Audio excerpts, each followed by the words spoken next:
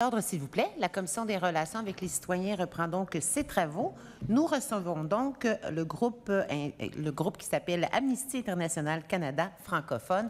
Mesdames, bienvenue. Madame France-Isabelle Langlois, directrice générale, ainsi que Madame Marissa Berry-Mendez. Alors, mesdames, bienvenue. Vous allez disposer d'une période de 10 minutes pour votre exposé, puis ensuite, on va pouvoir échanger avec les parlementaires. Alors, le temps débute pour vous. Merci. Madame la Présidente, Madame la Ministre, Mesdames et Messieurs, membres de la Commission des relations avec les citoyens et membres du Parlement du Québec, merci d'avoir accepté donc Amnesty International Canada francophone à propos de la planification de l'immigration au Québec. Peut-être certaines personnes d'entre vous vous demandez-vous pourquoi Amnesty International intervient sur les questions de migration au Québec. Parce qu'Amnesty est la plus grande et importante organisation internationale non gouvernementale de défense des droits humains au monde et que l'immigration est un enjeu de droits humains mondial, constituant l'une des principales sources de violation de droits humains actuellement. L'immigration qui s'amplifie partout à travers le monde pousse les personnes sur des routes de plus en plus dangereuses, provoquant de plus en plus de morts, de souffrances et de drames humains indicibles. Dès le départ, les raisons qui poussent les personnes à migrer sont souvent le résultat de graves violations de droits humains. Tout le long de leur parcours, ces personnes verront leurs droits bafoués, niés, y compris leur droit à la vie, à la santé, à la sécurité, à la dignité. Pour les personnes arrivant à destination, leur parcours du combattant pour faire reconnaître et respecter leurs droits à titre de personnes humaines à part entière n'est pas terminé pour autant et dans bien des cas peut perdurer des années, voire ne jamais prendre fin. C'est le cas dans tous les pays dits démocratiques, se qualifiant d'État de droit, notamment de l'hémisphère nord, et le Québec ne fait malheureusement pas exception. Notamment en ce qui concerne les travailleuses et les travailleurs temporaires, ainsi que les personnes demandeuses d'asile. Bien que dans le mémoire que nous vous avons soumis, nous avons émis nos commentaires et recommandations sur d'autres éléments du cahier de consultation, nous souhaitons ici concentrer notre intervention sur ces deux catégories de personnes migrantes qui comptent parmi les plus vulnérables, non seulement au Québec, mais partout à travers le monde.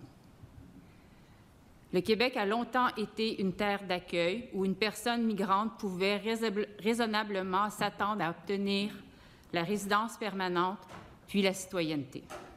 Cependant, depuis 2 décennies, l'approche du Québec a considérablement évolué et a pris un virage inquiétant vers l'immigration temporaire, une tendance qui s'accélère depuis 2018. Le virage vers l'immigration temporaire et la multiplication de statuts migratoires qui en découlent contribuent à créer un système migratoire dans lequel les droits et les avantages reconnus aux personnes migrantes varient grandement d'un statut à l'autre. La précarité accrue pour beaucoup de ces personnes favorise une société stratifiée à 2 vitesses où nous refusons la jouissance des droits humains à une portion croissante de la population sur notre territoire.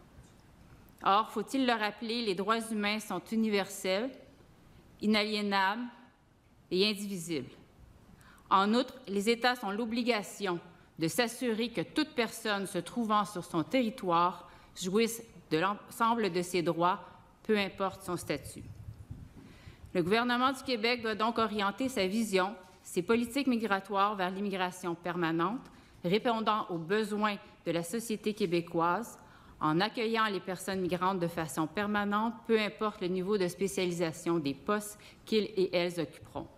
L'exclusion systématique des personnes migrantes occupant des emplois peu qualifiés de la résidence permanente est un réel enjeu de droits humains. Cette exclusion enracine une société où une portion de la population n'a pas accès à tous ses droits et est vulnérable à l'exploitation en raison de son statut précaire. De fait, le gouvernement du Québec a promis dans sa campagne électorale de limiter l'immigration permanente. Or, pour tenir sa promesse et en même temps répondre aux demandes des employeurs québécois, le gouvernement a donc fait appel à un nombre accru de travailleurs et travailleuses étrangers et étrangères temporaires dans des postes dits peu qualifiés, lesquels sont exclus de l'actuelle proposition de planification. Ainsi, le nombre de personnes sous permis fermé a triplé entre 2017 et 2022, passant de 13 000 à plus de 38 000. Ces personnes sont très vulnérables aux violations des droits humains. De plus, les contraintes des programmes d'immigration temporaire contribuent à la croissance d'une population de personnes sans statut légal. Alors qu'une personne migrante peut très facilement perdre son statut, les possibilités de le rétablir sont extrêmement limitées. La perte de statut empêche ces personnes de jouir pleinement de leurs droits humains, notamment parce qu'elles n'ont pas accès aux protections ou aux services sociaux.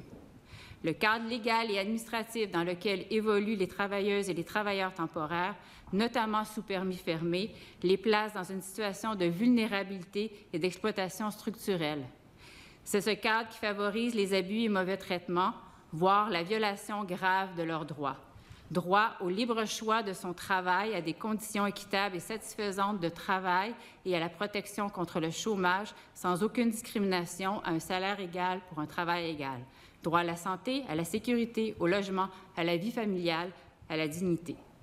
Vous n'êtes pas sans savoir que le rapporteur spécial des Nations unies sur les formes contemporaines d'esclavage a explicitement dit s'inquiéter du système de permis fermé, invoquant une forme d'esclavage moderne. La précarité et la temporalité des statuts migratoires au Québec contribuent au développement d'une population de personnes migrantes sans statut. Or, si elles ne font pas partie des projections et de la planification pour l'immigration du Québec, la présence de cette population n'en est pas moins une réalité, tout autant que l'est l'obligation du Québec de protéger leurs droits humains.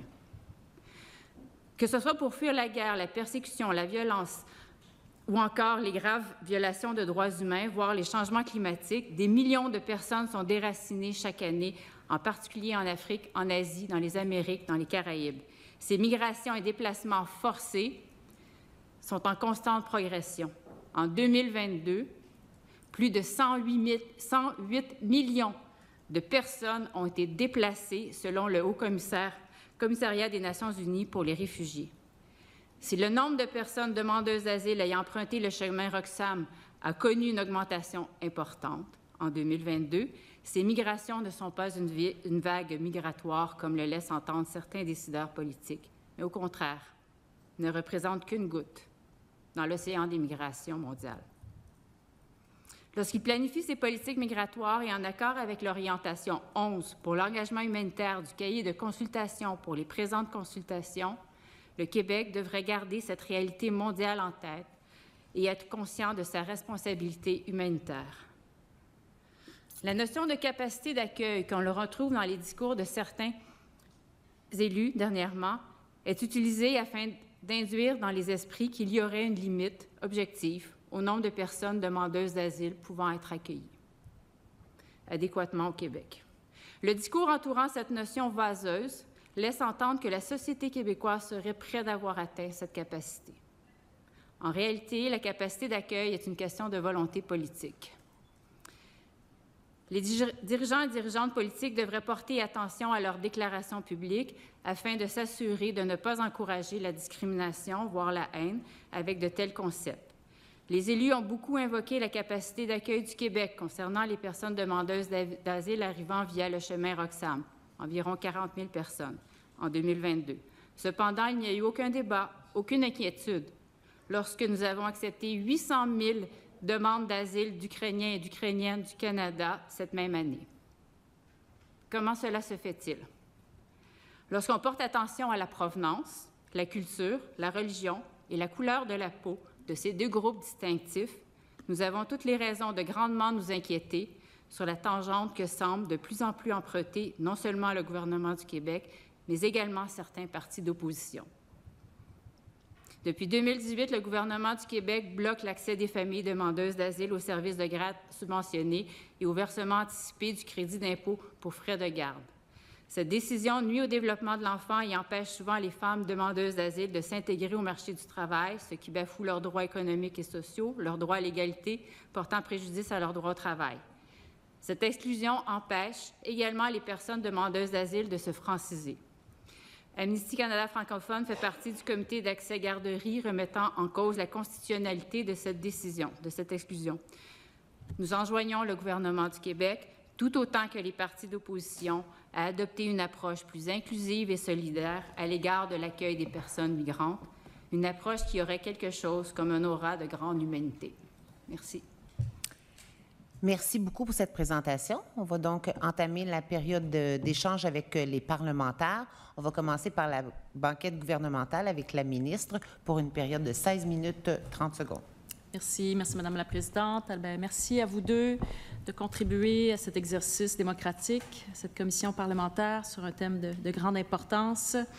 Alors, vous avez abordé le thème de la vulnérabilité des travailleurs étrangers temporaires. Je débuterai en soulignant que vous avez probablement remarqué qu'on a donné un mandat à la Commission des partenaires du marché du travail pour davantage documenter ce phénomène et également identifier des solutions, des voies de solutions, des alternatives qui pourraient y avoir au permis de travail dit fermé.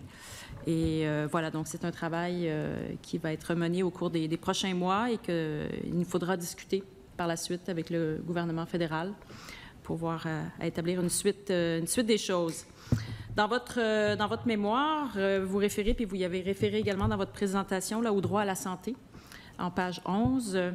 Vous soulignez en fait le délai de carence auquel les travailleurs étrangers temporaires doivent faire face avant d'obtenir la couverture de la RAMQ. Mais en fait, depuis septembre 2022, le fédéral a mis en place des nouvelles mesures faisant en sorte que les employeurs ont maintenant l'obligation de fournir gratuitement aux travailleurs étrangers temporaires une couverture médicale jusqu'à ce qu'ils puissent bénéficier de la RAMQ. Donc, c'est ce qui viendrait couvrir la période de délai de carence. Alors, est-ce qu'on doit comprendre, de votre avis, que les mesures mises en place par le fédéral n'ont pas donné les suites escomptées, ne sont pas adéquates? Quelle est votre lecture sur cette dimension-là? Merci pour cette information. Ce que je dirais, en fait, les dernières 2 semaines, j'ai rencontré plusieurs travailleurs migrants dans les programmes avec le permis fermé, à peu près 40 personnes qui ont été victimes de violations de droits humains. Et il y en a un grand nombre dans le programme des travailleurs étrangers temporaires ainsi que le programme des travailleurs agricoles saisonniers qu'ils ne savent même pas s'ils ont de la couverture ou peut-être l'employeur leur a dit qu'ils en ont, mais leur a jamais donné une carte ou un numéro d'assurance maladie. Au-delà, il y a beaucoup de personnes qui ont demandé à l'employeur de leur amener chez le médecin ou chez l'hôpital pour parler d'une blessure subie à cause du travail ou bien un accident, et l'employeur a refusé. Ça, c'était vraiment une histoire répétée à maintes reprises. Après, il y a des personnes qui craignent parler à l'employeur s'ils ont maladie, accident, blessure, parce qu'ils craignent évidemment être envoyés dans leur pays.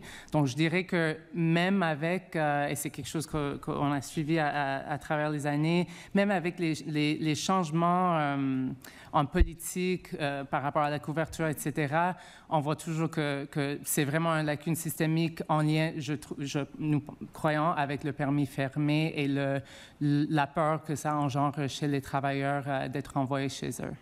Est-ce que vous avez eu l'occasion d'en parler avec IRCC? Est-ce qu'ils vous ont Pas donné... encore. Non? Pas encore. D'accord.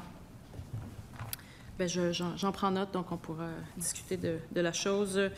Le MIFIB, en fait, coordonne depuis novembre 2022, donc une table de coordination interministérielle sur les travailleurs étrangers temporaires. C'est une sorte de forum gouvernemental de concertation, de réflexion, d'échange pour arriver avec des positions qui s'arriment. Et c'est sûr que la jouissance par les travailleurs étrangers temporaires de leurs droits fait partie de la mission de ce comité de travail sur les travailleurs étrangers. Comment est-ce que, selon vous, on devrait aborder les dossiers des travailleurs étrangers temporaires pour s'adresser aux problèmes les plus cruciaux d'un point de vue interministériel? Par quel bout prendriez-vous ce défi, ce mandat? veux y aller? Oui, vas-y. OK. Je pense qu'il y a...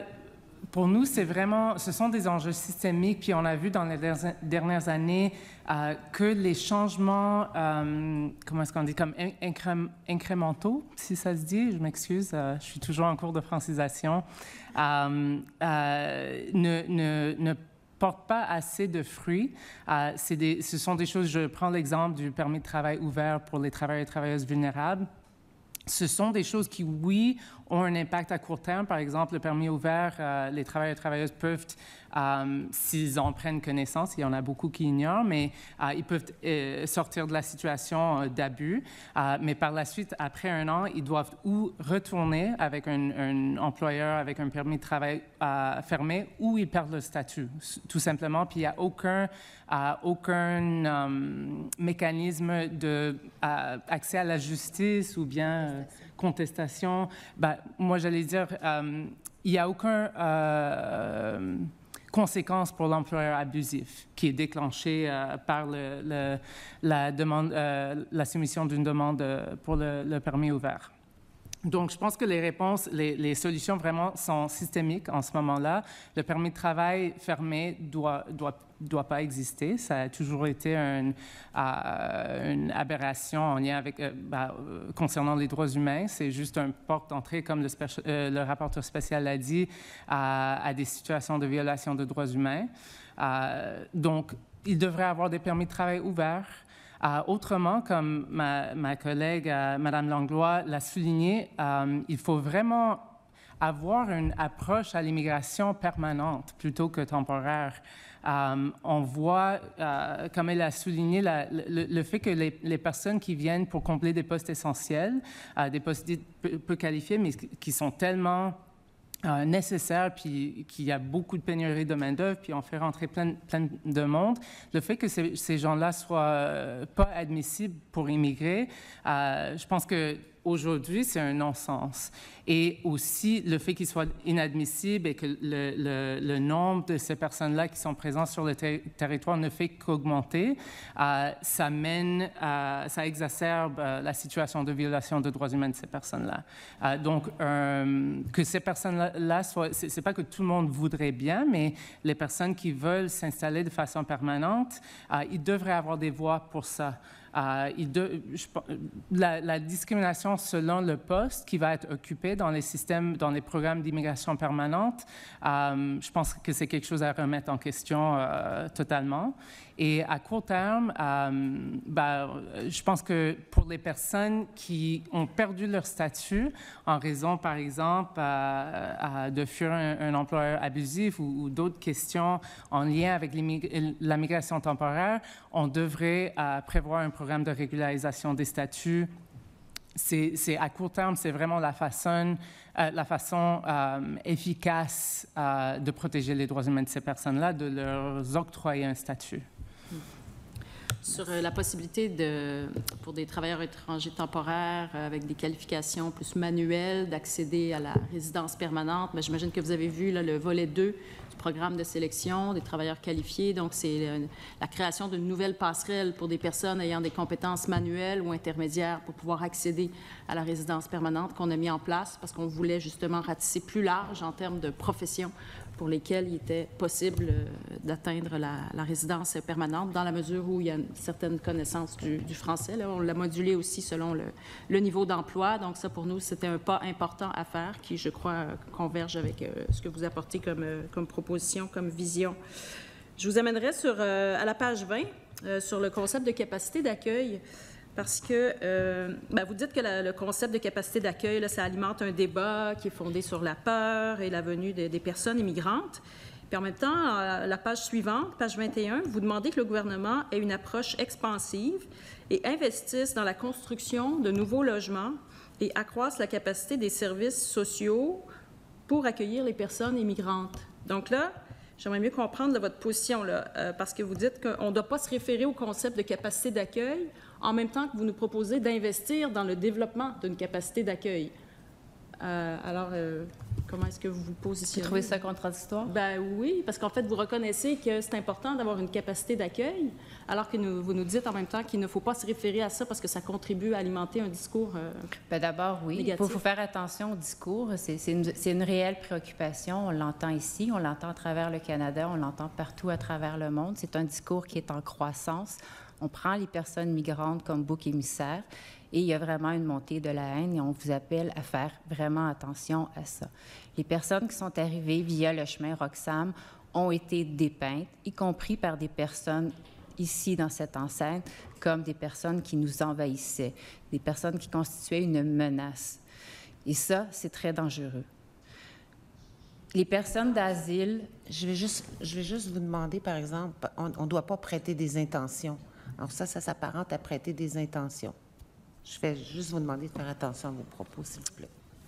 Je ne prête pas des intentions, Madame les ministres, à qui je réponds en ce moment. Je parle de personnes qui ont vraiment dit des choses. Ces choses-là, elles ont été dites. Cela étant dit, c'est un discours qui a lieu et je pense que c'est la responsabilité des personnes élues, quelles qu'elles soient, peu importe le parti auquel ces personnes appartiennent, de faire attention à ça. Il y a de plus en plus de personnes qui sont des demandeuses d'asile. C'est des personnes qui craignent pour leur vie et qui sont prêtes à tout pour atteindre un avenir meilleur. Et on doit faire preuve d'humanité et on doit les accueillir.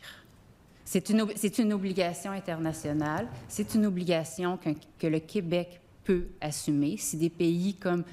Ça n'a rien à voir avec ce que le Liban ou la Turquie ou l'Ouganda reçoit de personnes déplacées. Ça n'a rien à voir. On a les capacités. C'est une question de volonté politique. C'est une question d'y mettre les moyens. Donc, il faut mettre les moyens. Et de compter le nombre de personnes d'asile qu'on est prête à accepter, qu'est-ce qui arrive aux autres? On les condamne à mort? Que le Québec a largement assumé ses responsabilités en termes d'accueil et d'accompagnement des personnes demandeurs d'asile, particulièrement au cours de la dernière année et demie. Franchement, on s'est démarqué. Là. À l'échelle du Canada, on a accueilli 99 % des demandeurs d'asile entrés de manière irrégulière durant l'année 2022. Alors, si on n'a pas fait notre part, je pense qu'on a assumé nos responsabilités d'une manière exemplaire, mais en même temps, il y a une notion d'avoir les ressources disponibles qui soient accessibles pour ces gens-là parce qu'on veut que, justement, ils soient accueillis d'une manière digne et acceptable. Donc, il faut aussi que des ressources soient disponibles pour ces personnes-là. Si on ne tient pas compte de cette dimension-là, bien, on peut se retrouver dans, franchement, des objectifs en termes d'accueil qui puissent être déconnectés d'une réalité. Il nous faut une part de pragmatisme là, pour bien accueillir ces gens-là. Sinon, si on fait que juste ouvrir sans limite, il viendra un moment où les ressources ne seront plus disponibles. Bien, j'entends bien votre discours et c'est en fait, on a une position tout à fait contraire en tant qu'organisation de défense des droits humains. On ne peut pas souscrire à cette vision-là en ce qui concerne les personnes demandeuses d'asile à travers le monde. On pense que tous les pays de l'hémisphère nord, y compris le Canada, y compris le Québec, peuvent faire beaucoup mieux. Vous n'êtes pas sans savoir que nous avons contesté devant les tribunaux l'entente sur les tiers pays sûrs. Malgré le dernier jugement, on va continuer à contester l'entente sur les tiers pays sûrs avec les États-Unis. Et on trouve ça malheureux que le Québec ait demandé de fermer le chemin Roxham, ce qui n'a pas par ailleurs mis fin au nombre de personnes demandeuses d'asile qui arrivent. On a beaucoup parlé des demandeuses d'asile, les personnes demandeuses d'asile qui arrivent dans les aéroports. Mais il y a aussi beaucoup de demandes d'asile qui se font dans les villes. Et ces personnes-là, elles ne sont pas arrivées en avion, elles sont arrivées en quelque part. Et ça veut dire qu'elles empruntent des chemins qui sont de plus en plus dangereux. C'est une question d'humanité. En tout cas, en termes d'accueil des personnes demandeurs d'asile, je pense qu'on a eu une approche exemplaire. La TCRI, d'ailleurs, a vanté notre approche en matière d'accueil et d'accompagnement des personnes demandeurs d'asile. On va continuer à honorer aussi nos engagements parce qu'ils continuent à avoir des demandeurs d'asile qui arrivent. Donc, à ce stade-ci, Madame la Présidente, je vais céder la parole à des collègues. Merci, Madame la ministre. Alors, je vais laisser le micro à la députée de Vimont et il reste 2 minutes 35 secondes. OK, parfait. Merci, Mesdames, de votre présence. Écoutez, je vais aller rapidement avec les exigences en matière de français que vous jugez comme une façon d'exclure, peut-être, alors qu'au contraire, nous, on a une vision différente, c'est-à-dire amener les gens à se franciser permet justement une meilleure inclusion au sein de la société québécoise qui parle justement le français. On a quand même mis en place plusieurs éléments, plusieurs outils. Je pense que vous êtes au courant. On a eu des réformes aussi. Puis, quelle est un petit peu votre position à travers ça? Je ne suis pas certaine de saisir votre enjeu là-dessus.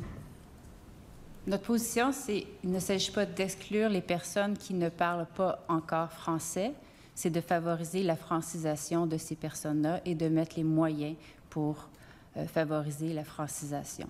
Et qu'on a des programmes, on a des modes, que ça soit en entreprise, qu'on est en train de développer pour franciser justement les gens en entreprise. On a aussi toute l'offre de cours qu'on propose en présentiel, que ce soit de soir, de jour. Il y a quand même, on essaye d'avoir une offre de flexibilité intéressante, là. Je suis certaine qu'il y a d'autres organisations qui sont venues parler de ces enjeux-là. Il y a des enjeux. Les efforts, oui, bien, avec certaines réserves et certaines critiques. Cela étant dit, ce qui est fait est bien, c'est pas assez, c'est pas suffisant et c'est pas flexible. Il y a quand même une notion d'exclusion. Si on en revient aux travailleurs et aux travailleuses temporaires, qui des fois sont ici depuis des années, sans avoir pu retourner voir leur famille, qui font des 8, 10 heures, 12 heures de travail par jour, ça devient un peu difficile de prendre des cours de français à 10 heures le soir. Quand on habite à Cowansville, je viens de cette région-là, on rencontre ces personnes-là, c'est difficile. Et donc, ces personnes-là sont systématiquement exclues. On a rencontré des personnes qui avaient fait 1 fois, 2 fois, 3 fois le test et qui sont toujours exclues. Parce combien de temps? 9 secondes. 9 secondes. Je voulais juste finir rapidement. Tantôt, au début de votre présentation, vous avez dit que la capacité d'accueil est une volonté politique. Moi, je me permets juste de vous dire que pour... C'est terminé pour cette portion-là. Merci beaucoup. Alors, on poursuit avec l'opposition officielle, 12 minutes 23 secondes, avec le député Denis Ligan. Merci, Madame la Présidente. Bonjour à vous deux. Merci pour votre présence. Lors de votre... au début, vous avez dit que il y a une volonté derrière limiter l'immigration permanente et ouvrir la porte aux temporaires. Pouvez-vous élaborer? Bien, le fait d'avoir une immigration temporaire, ça favorise des statuts à 2 vitesses ou à 3 vitesses. Et donc, ce qu'on demande, c'est les mêmes règles du jeu pour tout le monde et que les personnes qui sont ici avec un statut temporaire, si elles veulent être immigrées de façon permanente, qu'elles puissent y avoir accès de la même manière, aussi facilement que les autres catégories de personnes migrantes. D'autant si ces personnes sont ici sur le territoire et contribuent à l'économie, à la force de travail du Québec depuis des mois, voire des années. Je vais juste revenir sur cette voie que vous voyez, que vous suivez les dernières années. Pensez-vous que on fait fausse route avec une immigration temporaire versus le permanent? C'est du jamais vu les chiffres. En fait, j'ai déposé un projet de loi au mois de mai pour inclure les temporaires dans la planification pluriannuelle. Je ne sais pas si vous l'avez vu, sinon on peut vous l'envoyer. Je m'inquiète. Je m'inquiète pour gérer plusieurs aspects. La précarité, c'est la première fois au Canada qu'un rapporteur des Nations Unies vient parcourir le Canada, notamment le Québec. Moi, j'ai rencontré des travailleurs temporaires étrangers. On en a vu dans plusieurs secteurs, pas uniquement parce qu'on a tendance à parler juste du secteur agricole ou les saisonniers. Non, ce n'est pas vrai. Ce n'est pas vrai. Il faut le dire, il faut nommer les choses. Et c'est ça le rôle d'une commission, nommer les choses, même que parfois c'est difficile. Il faut accepter. Il faut nommer les choses, les accepter pour trouver des solutions.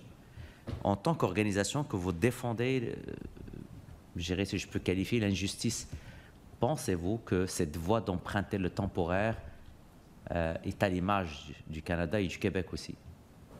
Je pense que le Canada et le Québec peuvent faire mieux. Ils en ont la capacité.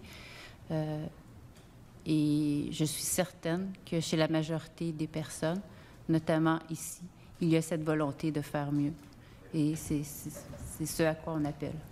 Vous avez parlé beaucoup du discours politique.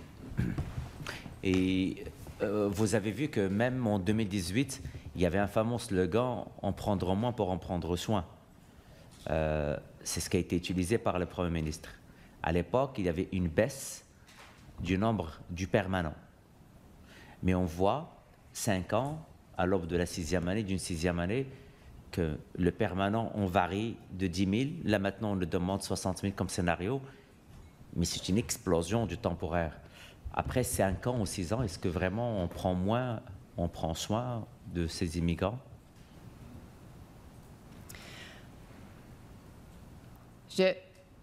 Le métier d'Amnesty International, la mission d'Amnesty International, c'est d'alerter, c'est de critiquer. Donc, on est ici pour alerter, pour critiquer ce qui va moins bien. On n'est pas en train de dire que le Québec est le pire élève au monde, mais il y a vraiment matière à amélioration. Et ce qui nous inquiète, parce qu'on fait preuve de beaucoup de sensibilité et d'humanité, c'est à la base de notre mission, n'est-ce pas? Et on est en première ligne et on les rencontre, non seulement ici et ailleurs.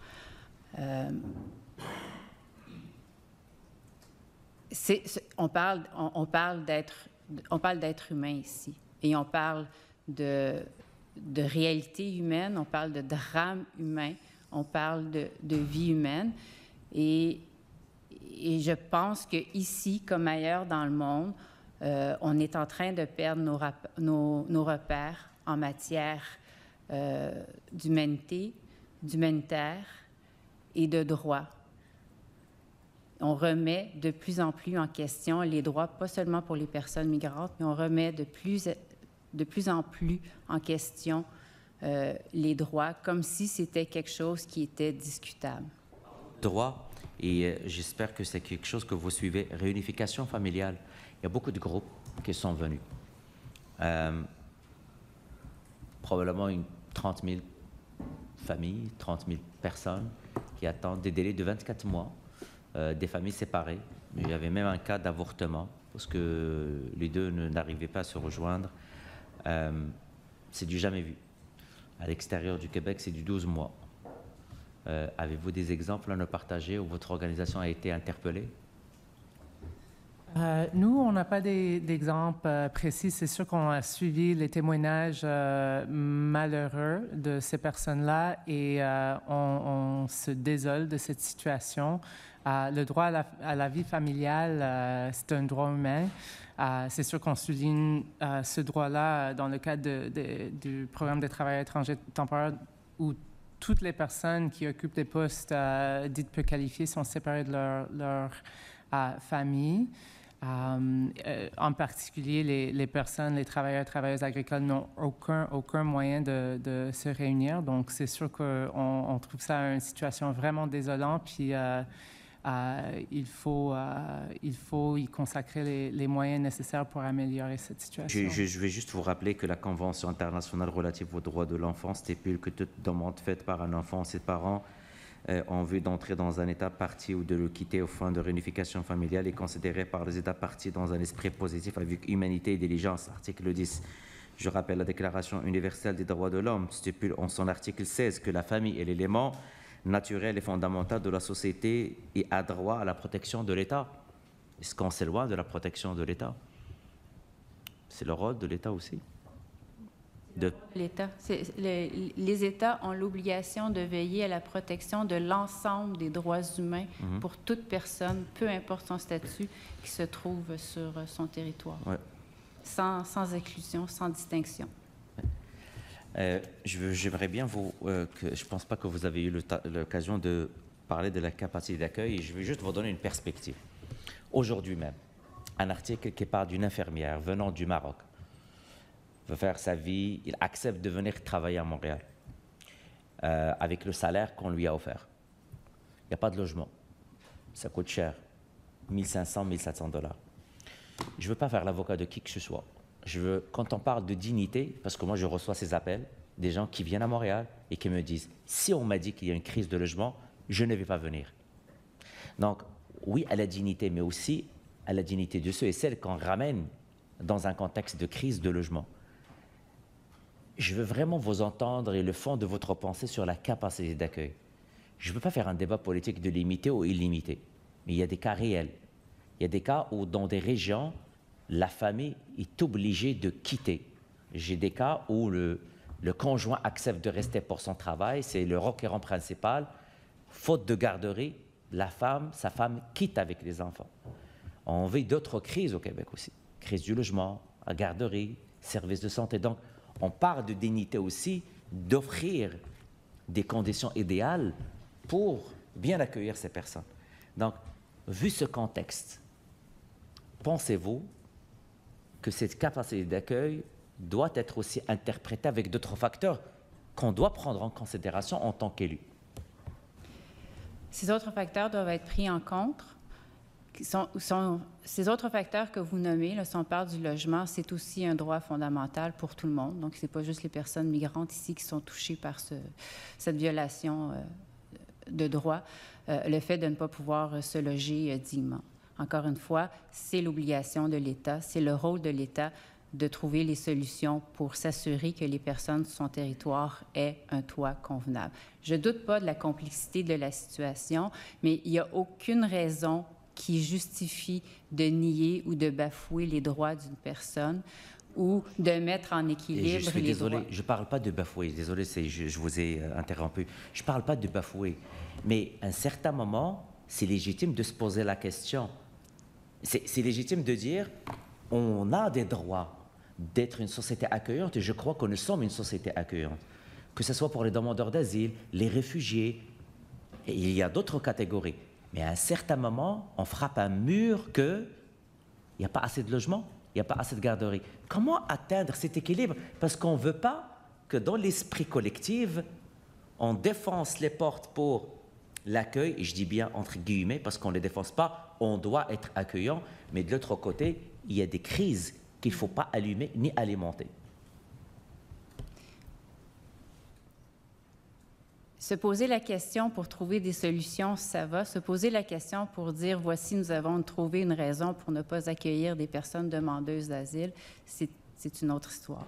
Alors, il faut trouver les moyens de loger. Je comprends la complexité, mais moi, c'est pas mon rôle de vous dire comment vous devez faire ou comment les divers paliers de gouvernement doivent faire. Mais on doit assurer des logements dignes à tout le monde. Tout le monde doit avoir un toit sur la tête. Il y a un manque de logements à Montréal criant. Moi, quand je vois des itinérants... Mais c'est inacceptable. Comment ça se fait qu'on soit rendu là? Je suis d'accord avec vous. Très d'accord avec vous, mais à un certain moment... C'est pas normal qu'au Québec, il n'y ait pas de logement. Mais c'est très d'accord. Je suis d'accord avec vous, pas uniquement à Montréal, un peu partout. Mais c'est là où, je vous le dis, j'arrive juste à ce qu'on travaille tous ensemble, que la capacité d'accueil, c'est quelque chose qu'on doit travailler, soit avec une volonté politique, la déterminer, travailler, la bonifier, parce qu'on a d'autres enjeux de vieillissement, on a d'autres enjeux qu'on n'arrive pas à trouver du monde pour travailler, mais c'est dans les deux sens. Tout ce que vous évoquez, c'est tout à fait juste. Je comprends votre...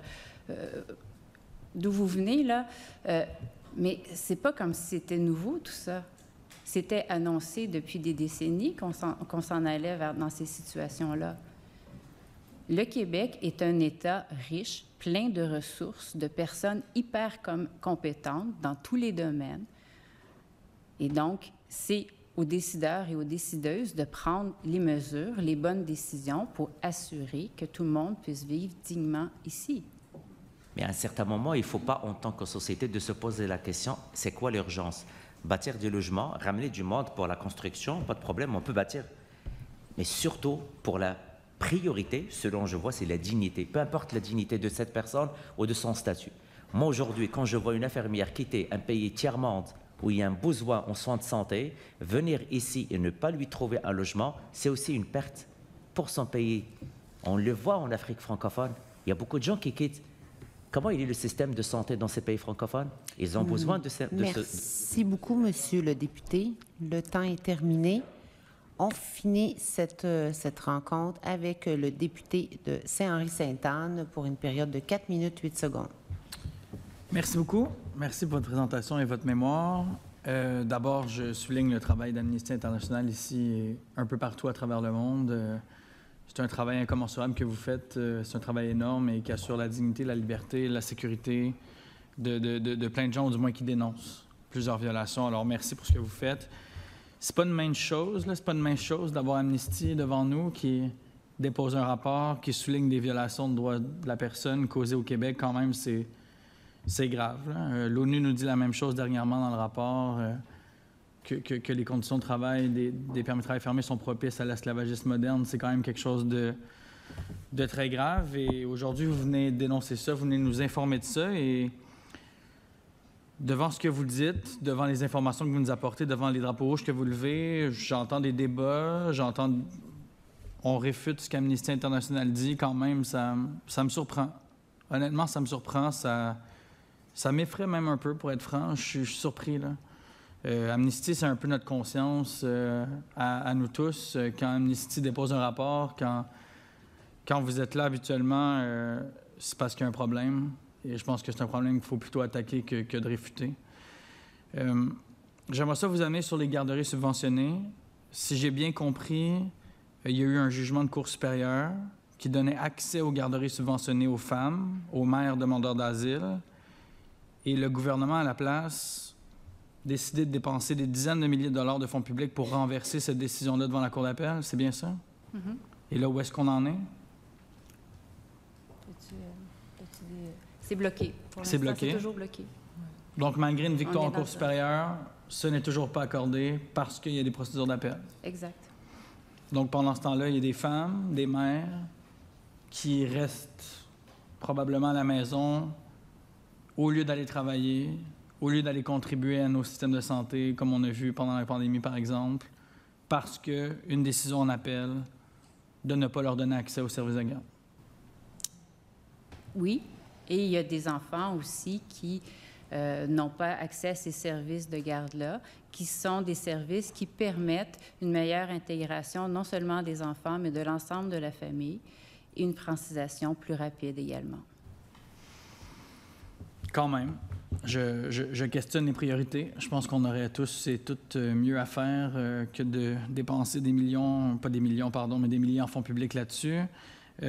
J'aimerais vous entendre aussi sur la régularisation des statuts. Vous en avez parlé. Pour vous, c'est quelque chose qui est fondamental, c'est quelque chose qui est urgent, qui est important? Oui, c'est quelque chose qu'on revendique. C'est quelque chose qui est en discussion avec le gouvernement fédéral. Notre posture est la suivante. Vaut mieux des personnes en situation régulière, non seulement pour leurs droits, mais aussi pour la société tout entière. Lorsque les personnes sont régularisées, on les connaît, on sait où elles sont, qui elles sont, où elles sont, dans quel état elles sont, quel travail elles font. Elles sont moins soumises à l'exploitation également. Et... Enjeu d'économie formelle aussi. Il y a même un enjeu de régulariser, je veux dire, leur paiement, même si on veut dire d'impôts, là, je veux dire, jusque-là, jusqu'à la perception, alors que sinon, c'est des gens qui travaillent irrégulièrement. Je veux dire, il y a même des gains économiques, là. Oui. Il y en a? Oui, peut-être. C'est pas mon expertise. Non, je suis pas là, mais peut-être. Mais c'est surtout une question de dignité. De dignité. Et il y a plusieurs bienfaits pour la société. Pensons à une situation de pandémie. Il vaut mieux avoir des personnes en situation régulière, même en attente de statut, mais régulière, que des personnes en statut irrégulier qui se cachent. Merci beaucoup. Alors, c'est ce qui met fin à cette audition. Mesdames, au nom des parlementaires, je vous remercie de la part à nos travaux. Je vous souhaite une bonne fin de journée et je suspends, pardon? Et je suspends les travaux pour quelques instants, le temps de recevoir notre dernier intervenant.